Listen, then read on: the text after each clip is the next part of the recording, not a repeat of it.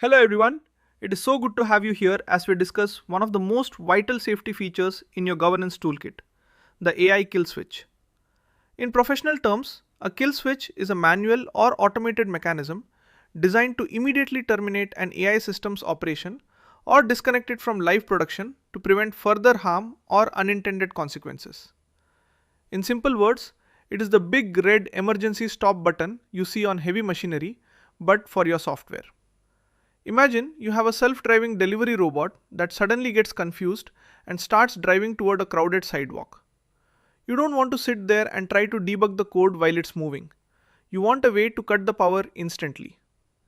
In AI governance, this switch is our ultimate safety net. It's the promise we make to the public that we can stop the machine if it stops following the rules. Now that we understand that a kill switch is our final line of defense, we need to look at who actually has the authority to press that button when things go wrong. When we design this mechanism, we have to establish decision rights, which are the formally assigned authorities that dictate who is permitted to trigger the kill switch under specific emergency conditions. To put this in simple terms, we are deciding who gets to hold the keys. You've probably seen this at the office, where only a few people have the power to sign off on a big expense. In AI, if we let everyone have access to the kill switch, someone might press it by mistake and shut down $1 million service.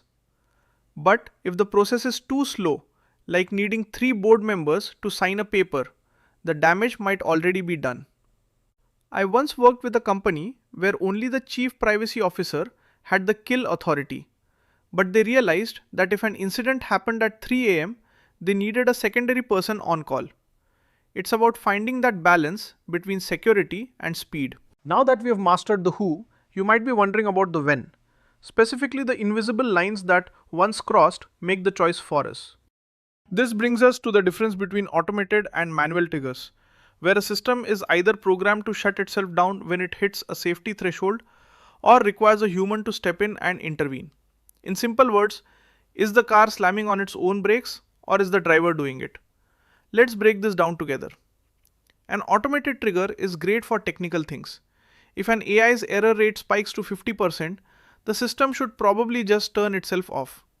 But for fuzzy things like offensive language or subtle bias, we often need a human to make the call. I've seen systems that were too sensitive. They killed themselves every time there was a tiny glitch, which was a nightmare for the business. You need both, a fast robot trigger for obvious disasters and a thoughtful human trigger for the complicated stuff. When we hit that switch, we don't want the whole company to vanish, which is why we plan for graceful degradation, the ability of a system to maintain at least some of its functions even when a primary AI component has been disabled. In simple terms, it's like having a backup generator when the main power fails. You've probably seen this when an app tells you, our smart search is down, but you can still browse our categories manually. If you kill an AI that helps doctors diagnose patients, you can't just leave the screen blank. You need a static version of the tool or a manual process ready to take over. Stay with me here, because a kill switch without a backup plan isn't a safety feature. It's just another way to fail. Now that we've mastered how to fail softly, you might be wondering how we ensure that our emergency exit actually works when we need it. Well, that brings us right into our next step, which is red teaming and stress testing. To make sure our switch is reliable, we use red teaming, which involves a group of experts intentionally trying to break the AI or bypass its safety protocols to verify that the kill switch and other defenses actually work. In simple words, it's a fire drill. You don't want the first time you test your fire extinguisher to be during a real fire. I remember a team that had a perfect kill switch on paper, but when they tested it, they realized it took 10 minutes for the servers to actually stop. That's 10 minutes of damage we couldn't afford.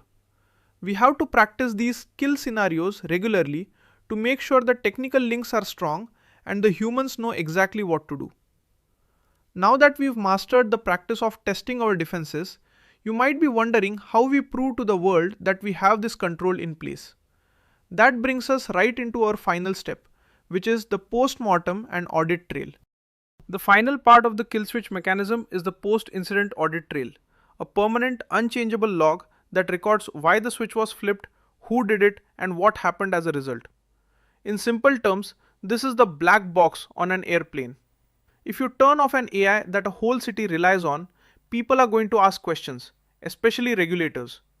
You need to be able to show the data that triggered the alert and the logical steps you took to protect people. This transparency is what builds trust with the public and the government. It shows that even when things went wrong, you were in total control of the situation.